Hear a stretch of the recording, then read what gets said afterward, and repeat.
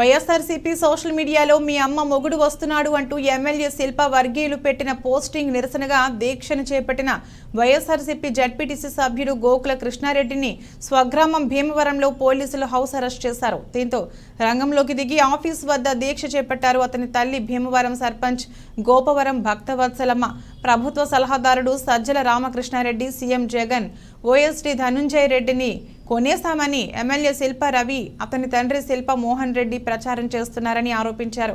గోకుల్ రెడ్డి ఇంట్లో నుంచి బయటకు రాకుండా నిర్బంధించారు పోలీసులు.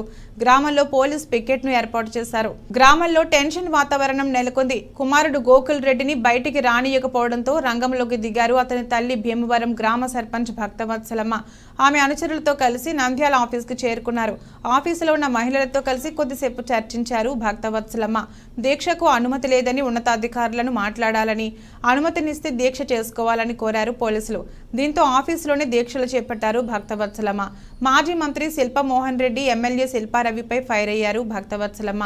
నడిమంత్రపు సిరితో ఇష్టం వచ్చినట్లు వ్యవహరిస్తున్నారని, పోలీసులను పెట్టిన తమను ఆపలేరన్నారు. ఎవరికి మొగుడు, ఎవరమ్మ మొగుడు, ఎందుకు ఇలా పోస్టింగ్ పెట్టారు, శిల్పా ఫ్యామిలీ ఎందుకు ఖండించడం లేదంటూ ఆగ్రహం వ్యక్తం చేశారు భక్తవత్సలమ్మ.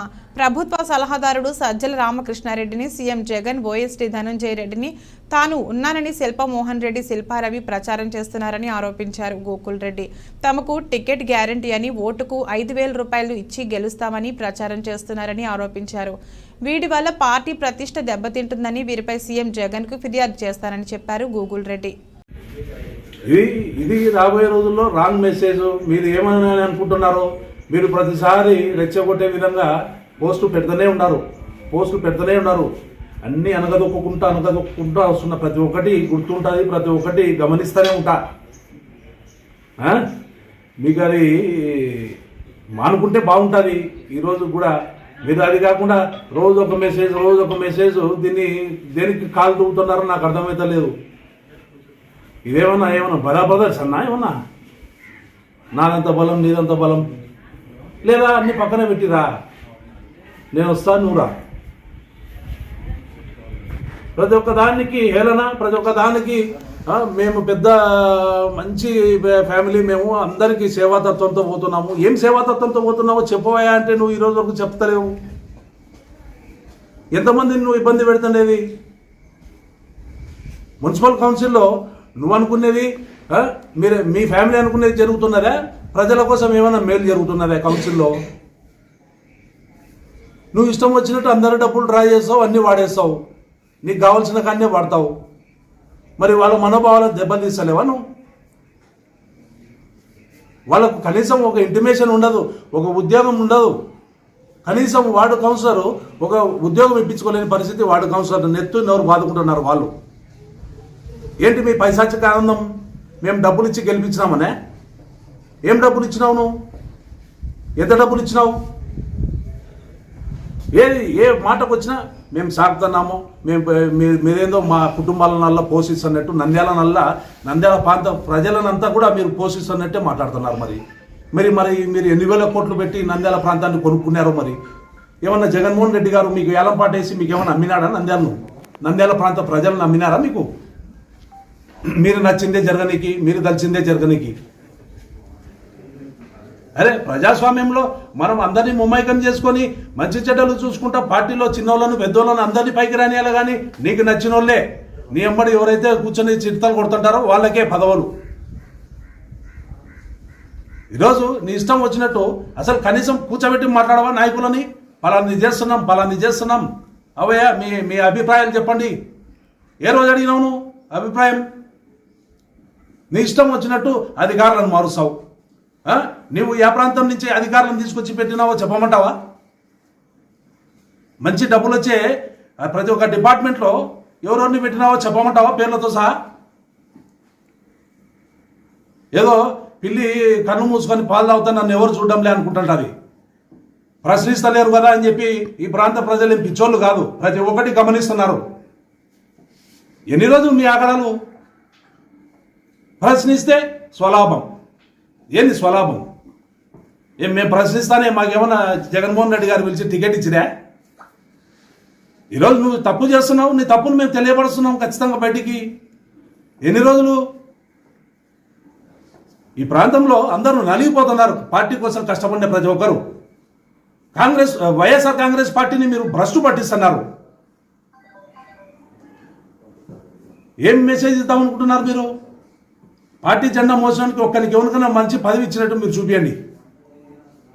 మీ డబ్బు అహంకారంతో ఎవరిని ఏం అడిగేదిలే. మా ఇష్టం, మేము ఎవరికైనా ఇస్తాం, మేము నచ్చిందే జరగాలి, మేము అసలు అన్యాయమే ఎరగమనే టైప్లో మీరు ఉంటారు. తప్పు ఒప్పులు ప్రతి ఒక్కరికి జరుగుతుంటాయి. దాన్ని సర్దుకొని ఇన్ని రోజులు పోతున్నాం కదా. ఈ రోజుకి ఇంకా మీరు పైన ఎక్కి తొక్కాలని చూస్తే ఎన్ని రోజులు దొక్కించుకుంటాం మేము? నన్ను ఆపినందువల్ల ఏం జరగదు. జరగాల్సిన కార్యక్రమం జరుగుతుంది. ఖచ్చితంగా బయటకు వస్తా. ఈరోజు ప్రొటెస్ట్ చేస్తా. దాన్ని వదలదా తెలియడం లేదు. మరి ఏ అధికారి చెప్తున్నారో, ఎవరు చెప్తున్నారో, మరి ఎవరు చెప్పి ఆపిస్తున్నారో కూడా తెలియడం లేదు. అందుకోసమై నేను రావాల్సి వచ్చింది. ఈరోజు నా కొడుకు చేయలేని దీక్ష నేను చేస్తానని చెప్పి వచ్చినాను ఈరోజు. ఇదే నా ప్రజాస్వామ్యంలో అంటే మనుషులకు నంద్యాలలో ఎవరు తిరగకుండా ఎవరు ఏమీ లేదా అంటే వాళ్ళదేనా, వాళ్ళ ఇదేనా? వాళ్ళు చెప్పినట్టు ఉండాలా? వాళ్ళు చెప్తే బయటికి రావాలా? వాళ్ళు చెప్పినట్టు లేదంటే మేము ఇంట్లోనే ఉండాలా? ఏమిటి ప్రజాస్వామ్యంలో ఇదేనా జరిగేది? ఎవరు ప్రశ్నించే వాళ్ళు లేరనే ప్రశ్నిస్తే ఇట్లా చేస్తారా? ఎవరు ఏమంటే మీరు ఏదంటే అది పడిపోతుండాలా? ఏం మీరు పెట్టి సాగుతున్నారు అందరినీ? ఏం లేదు కదా. ఎవరు ఇష్టం వచ్చినట్టు వాళ్ళు ఉంటారు. ఎవరు ఇది ఇష్టానుసారంగా అందరినీ మాట్లాడితే ఎవరు ఊరుకోరు. ఎంతవరకు మాట్లాడాలో అంతవరకే మాట్లాడాలో. మరి మీరు చేసిన పనులు చెప్పుకోండి, మీరు చేసిన అభివృద్ధి చెప్పుకోండి, రాజకీయం మాట్లాడండి. అంతేగాని ఇలాంటి మాటలు ఏంటి మాట్లాడేది? ఇలాంటి మాటలైనా ఎవరు ఊరుకోరు ఇలాంటి మాటలు మాట్లాడితే. ఈరోజు నాకు కోపరాలేదు కాబట్టి నేను వచ్చిన. ఎందుకు రామో వస్తాము ఇదే. ఏ రోజు నేను బయటికి రాలేదు, ఈరోజు వచ్చినాను. నేను కూడా ఒక భీమవరం సర్పంచ్ని. నాకు కూడా మహిళలందరూ కంప్లైంట్ చేశారు, అడుగుతున్నారు ఏంటి ఇది, ఎవరేం అడగరా దీని గురించి అని. ఎవరు అడగలేదు. 4 రోజుల నుంచి ఎవరు అడగలేదు నంద్యాలలో. ఎందుకో మరి భయమో ఏమో మరి. మాకైతే ఎలాంటి భయం లేదు, మాకు ఏ ఇది లేదు, మేమే తప్పు చేయలేదు, నా కొడుకు ఏ తప్పు చేయలేదు. అందుకు కాబట్టి మేము వచ్చినాం బయటికి. ఏం తప్పు చేస్తేనే కదా, ఎవరైనా తప్పు చేస్తే వాళ్ళకి భయపడి ఉండాలా? మాకేం తప్పు, మేమేం తప్పు చేసినామని ఈరోజు ఎవరికి భయపడాల్సిన అవసరం లేదు. మేము ఒక జగన్మోహన్ రెడ్డి గారికి దృష్టి కూడా తీసుకుపోవాలనుకుంటున్నాం. ఇది ఇట్లే నాకు జరగాల్సిందే అనేసి. ఆయన చేసిన అభివృద్ధి పనులు చెప్పండి, ఆయన చేసిన మంచి పనులు చెప్పండి. అంతేగాని అది చెప్పుకొని తిరగాల. కానీ ఏదేదో సొంత ఇదైనట్లు సొంత ఇది మాట్లాడడం మంచిది కాదు. మహిళలను అగౌరవపరచడం. అమ్మమ్మ కూడా ఏం మాట అది? ఏం పద్ధతి అది? ఏం పద్ధతి అయినా కానీ ఎవరమ్మకు మొగుడివి? ఎవరమ్మకు మొగుడివి నువ్వు? ఏమంత ఇదిందే మొగుండు అనడానికి? ఏం మాట్లాడుతున్నారు? మాట్లాడి మేము మాట్లాడలేదు, ఖండించాలి ఆ విషయం. ఒకవేళ సోషల్ మీడియాలలో ఎవరైనా పెడితే కూడా మీకు ఖండించాలి. దాని గురించి ఖండించలేదంటే మీకు ఇష్టమయ్యే కదా పెట్టించుకునేది. మీరే అడ్మిన్ అయ్యే దాంట్లో మరి ఏమి ప్రశ్నించే హక్కు లేదా?